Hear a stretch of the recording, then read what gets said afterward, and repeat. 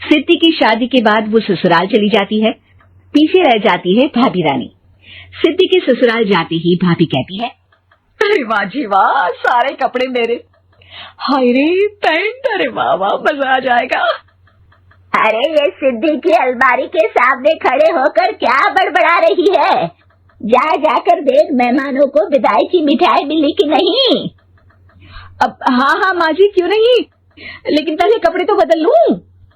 अब रानी आ जाती है सिद्धि के उन कपड़ों में जो वो ससुराल जाने से पहले घर छोड़ जाती है। अरे रानी, कुछ दिन रुक जाती। अरे ये तो सिद्धि बिटिया को मैंने ही दिया था, बड़ा ही थपका था उस पर, तुझ पर तो कुछ खास नहीं लग रहा। अब वो ना मेरे सारे कपड़े गीले थे तो सोचा पहन लूं। वैसे भी सिद्धि को कौन सा दिन पुराने आउटडेटेड कपड़ों को पहनना है। वैसे भी ये सूट तो मैंने तभी पहना था, वैसे खास है भी नहीं है। हाँ ठीक है, लेकिन ना मेरी सिद्धि पर तो जमता था। सारे मेहमान चले जाते हैं और सिद्धि ससुराल से मायके पहली बार आती है। अपना घर, अपना कमरा, अपनी अलमारी। ये बोलकर जैसे ही सिद्धि अलमारी खोलती है तो सामने उसके कपड़ों की जगह कुछ और ही रखा होता है। माँ, ओ माँ, जरा कमरे में तो आना। सास और रानी वहां पहुंच जाते हैं। रानी ने पहनी होती है सिद्धि की जींस और टी शर्ट। अरे भाभी, ये क्या? ये तो मेरी बड़ी ही महंगी टी शर्ट है, इसे आपने घर में क्यों पहनी है? अरे बहुत मिलती है दीदी ये चौक की मार्केट में, 150 में। ओ भाभी प्लीज, ये एरोपोस्टल है, 2000 की एक टी शर्ट।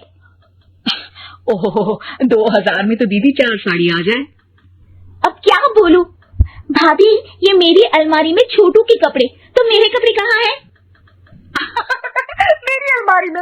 अब दीदी आपको कौन से पुराने कपड़े पहनने थे? माना भाभी, लेकिन मैं जब घर आती तो यही सब पहनती ना। अरे तुम तो बड़ी कंजूस हो दीदी। खैर वक्त आता है जब सिद्धि ससुराल के लिए रवाना हो रही होती है। अरे रानी, अंदर से सिद्धि का गिफ्ट ले आ, लड़की पहली बार ससुराल से मायके आई है। रानी अंदर जाती है और एक सिंपल सी साड़ी लेकर बाहर आ जाती है। ये लीजिए माँ जी। सास बेटी को गिफ्ट देकर ससुराल भेजती है। अगले दिन रानी एक सुंदर सी साड़ी पहनकर सामने आती है। अरे रानी, ये तो वो साड़ी है जो मैंने सिद्धि को देने के लिए दी थी जब वो ससुराल ले जाती, लेकिन ये तूने कैसे पहन ली? अरे माँ जी, ये साड़ी तो मुझे बहुत पहले से ही पसंद थी, लेकिन चिंता ना करिए, मैंने सिद्धि के लिए भी अच्छी सी साड़ी दी है। हाँ। तभी सिद्धि का फोन आता है। क्या माँ, कुछ अच्छा तो दिया होता ससुराल ले जाने के लिए। अरे पहले दिखा दिया होता। ये चमकते हुए पैकेट में नौकरानी वाली साड़ी मत दिया करो माँ। अरे बेटे, वो तेरी भाभी ने ना गलती से उससे पैकेट बदल गया। हाँ, मैं कल ही तेरे भाई के हाथ से तेरा वाला पैकेट भेज दूंगी। अरे रहने दो माँ, आई एम श्योर भाभी ने अभी वही साड़ी पहनी होगी जो तुमने मेरे लिए रखी थी। तुम तो समझ नहीं पाई उनको। खैर छोड़ो, मैं ज्यादा बोलती अच्छी नहीं लगती, रहने दो, आपको उन्हीं के साथ रहना है, फिर बात करेंगे। सास को रानी पर गुस्सा आ जाता है। वो उसके कमरे में जाती है जहाँ वो शादी का एल्बम देख रही होती है। रानी, मार्केट जाकर एक ऐसी ही साड़ी लेकर आ, कल प्रतीक जाकर सिद्धि के घर दे आएगा। अरे क्यों माँ जी, कितनी साड़ी देनी है दीदी को, यहाँ कोई सेल लगी है क्या? अरे चुप कर, मेरे बेटे के हिस्से की साड़ी खुद पहन ली, अब ज्यादा ज्ञान बांट रही है। एक दिन सिद्धि का फोन आता है। माँ, मेरी सास ने आप सबको खाने पर बुलाया है। सारे लोग सिद्धि के ससुराल पहुंचते हैं। खाना खाकर वो लोग निकल रहे होते हैं कि सिद्धि की सास सभी को गिफ्ट देती है।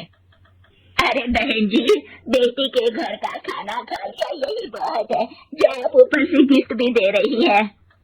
अरे बहन जी, आप भी कहाँ इन बातों पर विश्वास कर रही है। सास सभी को गिफ्ट देती है, लेकिन रानी को जो साड़ी देती है वो अजीब सी हरे रंग की, लाल रंग की बड़ी छाप वाली होती है। अरे छी, ये कौन पहनेगा? सासू माँ को तो जरी वाली इतनी सुंदर, और मेरे लिए ये नौकरानी वाली। अरे भाभी, दरअसल मैं जब भी घर आती थी आप वापसी में ऐसी ही साड़ी देती थी ना, तो माँ ने सोचा कि आपको आपकी पसंद की ही साड़ी क्यों ना दी जाए। बेचारी रानी, बोलती भी तो क्या। सिद्धि और सास रानी का चेहरा देखकर हंसने लगती है। तो रानी समझ जाती है कि अपने ही बिछाए जाल में वो फंस चुकी है।